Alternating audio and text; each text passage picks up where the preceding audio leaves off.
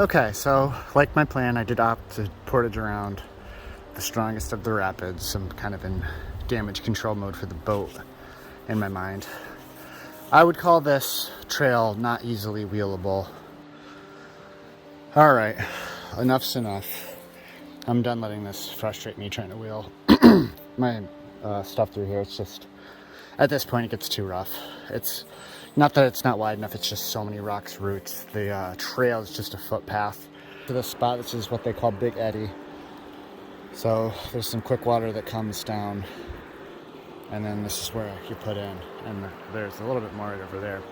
Done with the portage, all loaded up, feeling a little better. So just a couple really short videos today of what the Class 1 stuff looks like. So I'll be honest, I don't consider that Class 1 at all. I'm pretty experienced. I've been paddling for 30 days straight, and I couldn't navigate through it without hitting rocks. I know the dam's open right now, creating more water, but it's really bony. There's rocks everywhere, and it's really hard to tell where the wave trains are and where there's pour-overs and where there's rocks. Okay, so this is the old bridge that the rangers will shuttle you down to if you don't want anything to do with those rapids, or you can pay $10 and they'll take your gear down, which would be pretty awesome. The river is really starting to widen out. There's a lot of sky in the horizon, and I know, based on the map, there's a lake coming up. Umzaskus Lake. So I'm most of the way across Umzaskus Lake, which is bigger than I was picturing in my head. It's definitely a good-sized lake. It's just when you are used to looking at the maps and seeing these enormous bodies of water, and then you see something, of this size, it just doesn't seem like it's going to be that big, but it's sizable, it's big. I thought that this was kind of exciting and worth taking a video for. You'll notice Harvey Pond is way up here, so I can't see past that. That's map 12. Ready for it? Boom. So that's exciting. That's map 13. That's the last one of the trail. All right, so around 8 or 8:30 probably, on the last day of May, 31st day of my trip. This is a campsite that is called Long Dam, which is probably what you can hear or see the water doing over there. There's an old, no longer useful dam that the water just pours through, but it's full of rebar and all sorts of other boat destroying stuff, so it's a highly suggested, considered mandatory portage, which I certainly went around. With it being Memorial Day weekend, and today being Memorial Day, it's been crazy busy in here. I'm planning a short day down to a hopeful site with plenty after it if it's taken. The one I'm gunning for is called Turk Island. It's in between two Class 1 rips, and it also has a stream that comes out right near it. And my hope is that since today is sort of a short day, that I can get there, and hopefully it'll be a decent fishing spot. So we will see. So here's Long Lake Dam. It seems like it would tempt people in high enough water just to run it because it's not anything crazy, but rebar will stop you a lot faster and do a lot more damage than most water rounded rocks in the rapids. Okay, missed count number 7. Another cow, they've all been female. I didn't even see her until I got close. She was really quiet.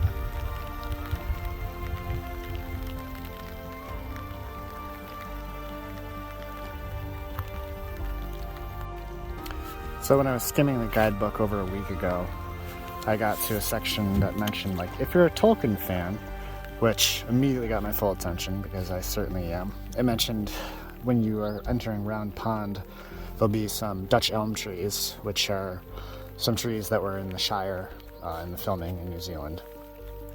And so here we are. There's a few of them that are dotting the shoreline. I would be completely lying if I said that I could recognize that as a Dutch elm, but that's from the guidebook, so that's how I know that. But well, friends, this is Round Pond, and it's the last pond/lake of the Northern Forest Canoe Trail. There's been nothing but motorized canoes all day. I've seen if you count the ones that were at the campsite next to me, there's 3 there, 2 came up the river, no that's that, and there's 6. And I see a couple canoes over there. I can't tell if they've got motors on them or not, but otherwise it would be, every canoe I've seen today has an engine. Since I'm just entering Round Pond here, and it's still very early, I'm gonna go try to find this trail and then take a side trip up here, since I'm gonna stay here-ish, like wherever there's a free site after that. So I'm gonna go try to do that hiking trail. I'm supposed to have a higher chance of clearing up later than earlier, so I might as well go and explore. Here's the Tower Trail site, which you'll be stunned to hear that is the beginning of the trail to the tower. So I'm going to stop here and go check it out.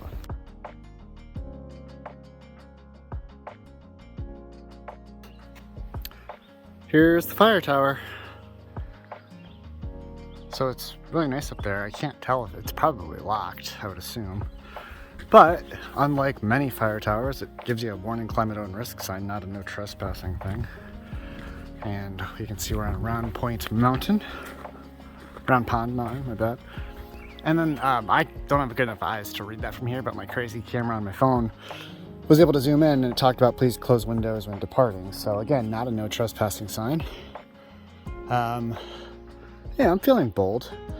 There's probably not going to be any kind of view I can see. I'm still like sort of in the misty clouds up here, but it's not currently raining. The metal's I'm sure all wet, but I'll be careful. I'll take my time. Okay, so it's not locked. There's a trap door that you can just come on up. It looks like they just built this. It's beautifully new, and the windows are even like the highly energy efficient kind, which is pretty cool. I'm glad I came up. It's there is low fog and clouds and stuff, but it's very pretty, and you do have a view. I'm pretty confident that that's Round Pond where my boat's parked. I believe. Could be wrong. But you know, even though I don't have the best view in the world, it's still really pretty, and the fog does give it a nice kind of touch. Awesome. So I thought this would be kind of a fun / scary looking little stunt. So when you lift up this trap door, you can see that it is quite steep, not quite vertical, little triangle of a ladder. Okay, so I'm back on the boat. I just got back down from the fire tower. It was definitely worth the hike.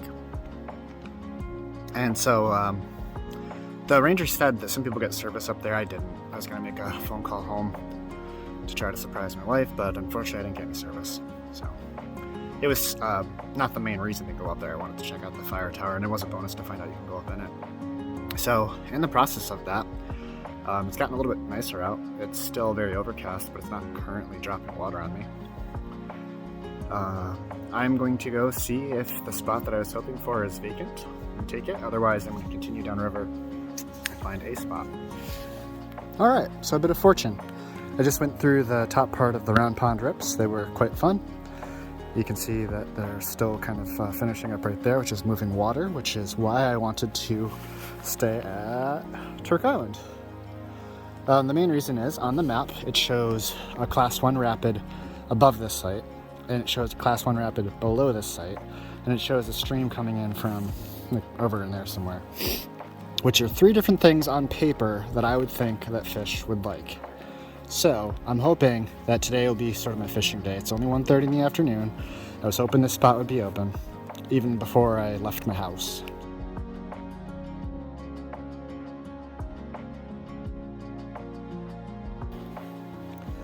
So I figured I would show what my setup looks like for Turk Island. Pretty sure the reason they call it Turk Island is that island right out there, which is a real island, not what I'm standing on, looks like a crescent moon, which is, if I'm not mistaken, on Turkey's flag. So I think that's kind of a clever name for it, and I hope that's the real reason. So it's kind of a chilly, dreary, drizzly day. Like, even though it didn't pour all day, which would have been worse, it's pretty cold. It's I think like a high of, well, my thermometer said it got up to like 56, but sometimes if it's in Well, no, I guess it wasn't in the sun. Let's go with 56. The forecast called for like a high of 49. Anyway, the sun never really poked out. I had to put my tent away wet because it got rained on all last night. So it's still wet. Inside's pretty soaking wet, so that's unpleasant. However, today's a lot cooler than tomorrow is supposed to be, so I should be able to dry it out tomorrow night. But this is my little setup that I've got going on here of trying to keep things relatively dry. My tarp, which is a backpacking tarp, is not big enough to cover a picnic table. So essentially, both benches will get wet from drips from the sides of the tarp if it rains. So I've been sitting up on the table part, and thankfully the table is plenty big for me to explode my stuff out. I tried a lot of fly fishing here. I'm brand new to fly fishing. I caught a handful of tiny fish, including a tiny salmon, which is a first for me, so small victories. I haven't seen a single person paddle by here, which is much more of what I sort of expected to find in the Allagash. There's a lot of people up in Round Pond, but there's a bridge with access not that far from there, so I think a lot of those people just went in from there. So day 32, we're in a new month. It's now June 1st. I'm packing up at Turk Island. It rained on and off last night, sometimes fairly hard, and then wouldn't rain at all for a while. Stuff is drier than I would have guessed this morning when I got out, and the sun is trying to poke out pretty hard. So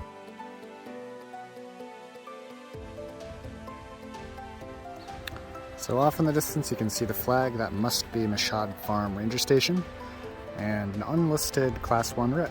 So I'm going to paddle through this and go, I think I'm supposed to check out, so I'm going to try to do that. Okay, I checked out at Mashad Farms. The ranger there was really nice and chatty and pleasant, and he was letting me know that with all the rain that we got last night, the river went from being as low as, so when I put in at Churchill Dam, it was at about 1350. When at its lowest point, like a day after that, it was down to 1100.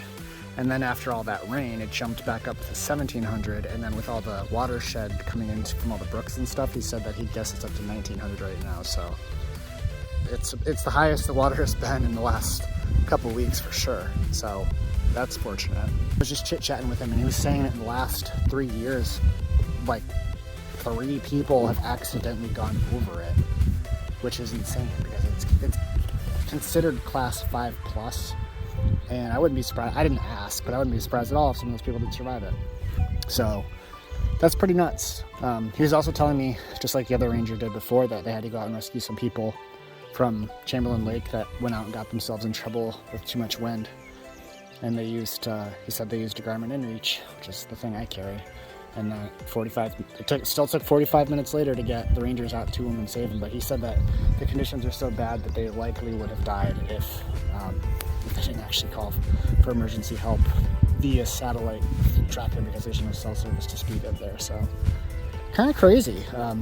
We chit-chatted for a little bit and sort of came to the conclusion that this place is like really advertised as a remote wilderness area, but that just attracts more people. So he said, don't tell anybody, but he doesn't really consider it that wildernessy anymore, which is sad, but I suppose that I kind of agree.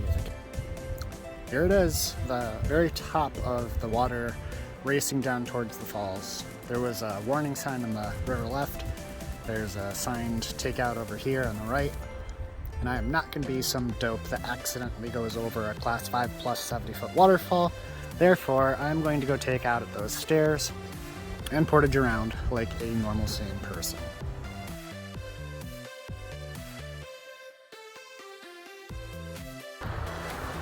The portage is really short.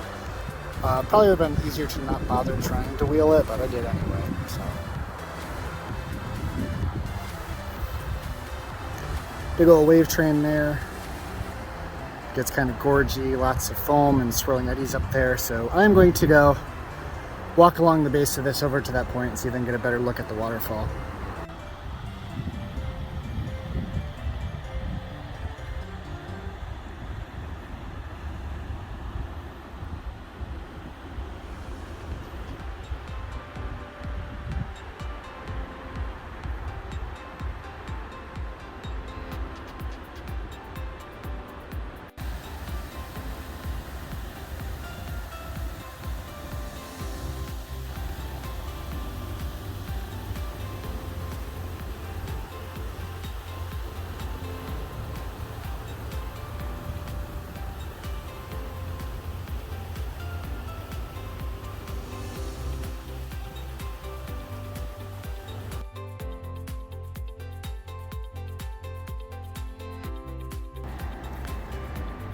So I decided to not stay at the falls campsites, which are right up back on that portage trail, because there's 4 spots there and there could be people coming in, and I want a little bit more of a isolated feel my last night in the Allagash. So I decided to go to Falls Bank, which is the next one down, and I had no idea it would be this close. It's also relatively easy to miss. If I didn't see that sign so early, I could have certainly missed it. Doesn't have much of a beach, but it looks like I can probably walk along and get up to some of that moving water below the falls and try to fish it if I get bored and want to. So I'm gonna land here and check this site out, and as long as I like it, I'm gonna stay.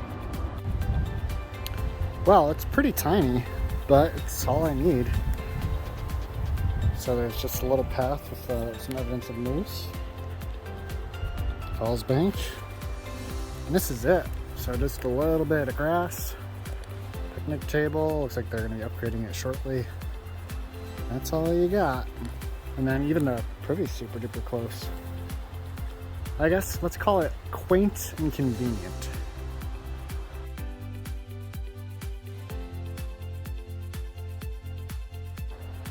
Okay, day 33. It's the 2nd of June, and tomorrow is planned to be my last day out here. This morning is my last day in the Allagash Wilderness Waterway, and also it's my last campsite that isn't a private campground in somebody's backyard. One last goodbye look at the Allagash Falls and my rocky beach that goes up to my steep trail to the campsite. So, goodbye, last campsite on the Allagash. Alright, that's gotta be a moose that's way down there. Let's see if I can zoom in on it. Probably hit a rock while paddling.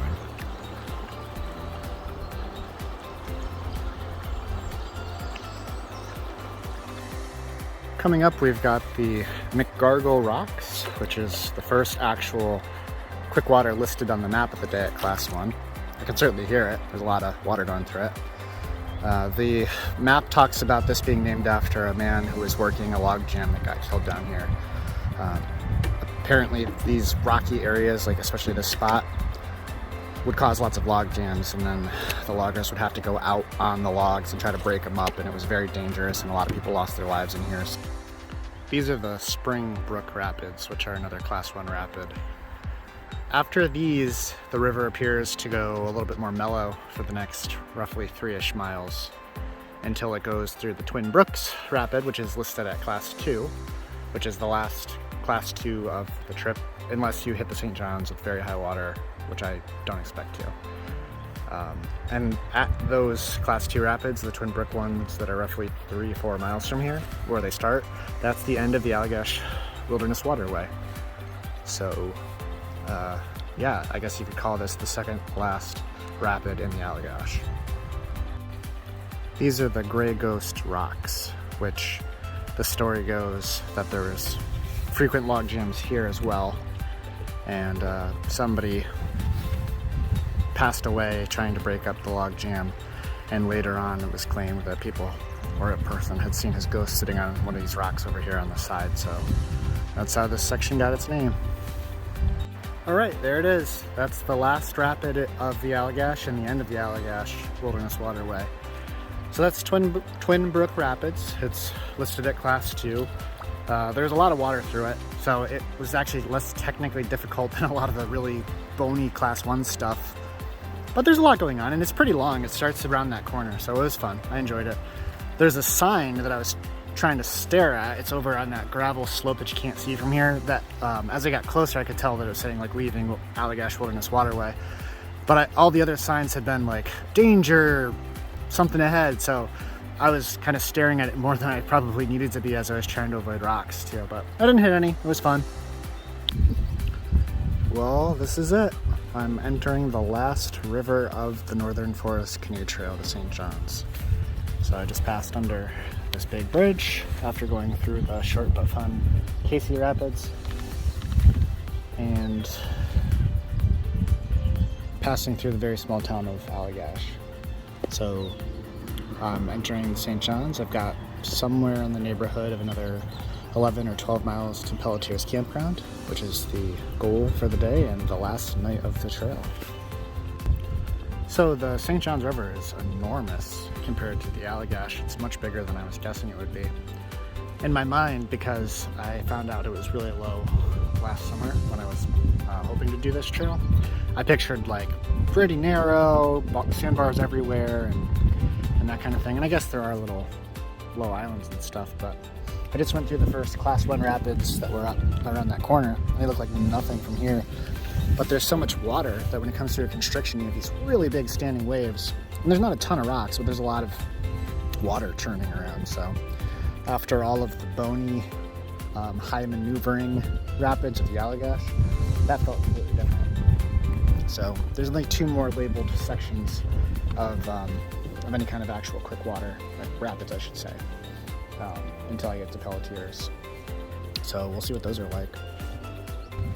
Alright, just got to the end of a long straightaway that faces into the northwest, and I can definitely tell the wind is coming out of that way. It's calmer right here now that I'm a little closer to that shore up there, but I had to battle a pretty strong headwind, even with the current. So this is the top of Rankin Rapids, which is the last named and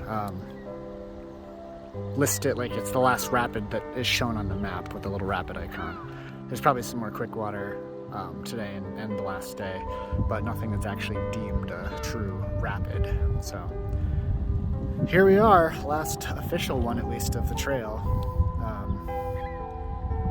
And then after this, it's really only probably maybe 2 miles, maybe just over, to the Pelletier campground, which will be on River Rate. So we should be there in less than an hour. I'm guessing that a grassy spot over there could be my target, because when I contacted Norm to ask him if it'd be alright to stay there tonight, he said, sure, look for the red trash cans. I'm kind of guessing that's that. Here I am at Pelletier Campground, so it's the St. Johns River down there. Ran into a lovely little place, covered picnic tables, plenty of firewood. I grabbed this little spot to set up at. There's the boat with all its little scratches, and then he's got a few more areas for people too, in case there's a bunch of people staying, and a privy down there at the end. And then right next door there's a convenience store, and he said about 400 feet down the street there's a diner. So both of those things have my attention. Alright, all packed up for the last paddle day of the trip.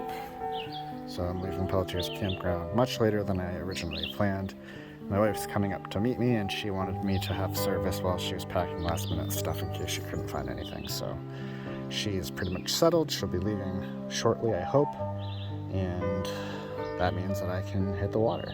I have about between 17 and 18 miles to go with a pretty decent current behind me. So I'm in the St. Johns far enough east where that's Canada, and then the border is the river, and that's the United States. Well, there's my first glimpse of Fort Kent. That's the bridge that crosses from the US to Canada, and it's only about a mile after that the finishing kiosk by the Fish River lies. So that's not super far away. I've got current on my side. I would say maybe a half an hour, maybe less.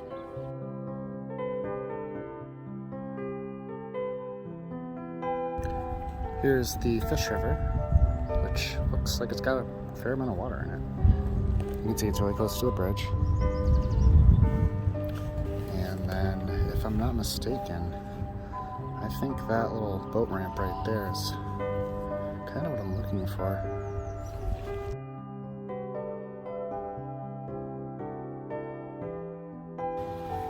Alright, here it is, officially finished.